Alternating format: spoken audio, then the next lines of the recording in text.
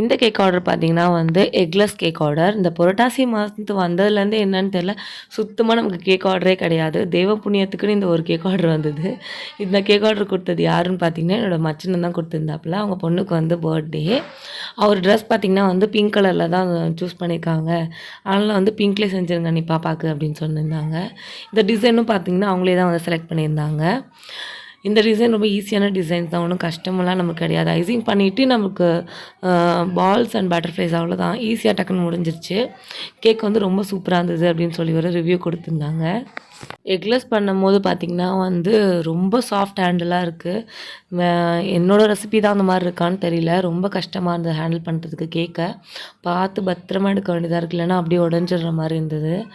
So உங்களோட eggless ரெசிபியில் வந்து இந்த மாதிரி ரொம்ப சாஃப்ட் ஹேண்டிலிங்காக இருக்கா?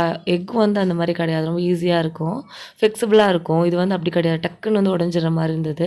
ஸோ பார்த்து பார்த்து தான் வந்து கேக் ஐசிங் பண்ணிகிட்டு இருந்தோம். ஐசிங் பண்ணதுக்கப்புறம் ஹேண்டில் பண்ணுறது ஈஸியாக இருந்தது. இந்த கேக் டிசைன் உங்களுக்கு பிடிச்சிருந்ததுன்னா கண்டிப்பாக லைக் பண்ணுங்கள், ஷேர் பண்ணுங்கள், சப்ஸ்கிரைப் பண்ணுங்கள். அடுத்த ஒரு வீடியோவில் பார்க்கலாம் ஃப்ரெண்ட்ஸ். பாய்.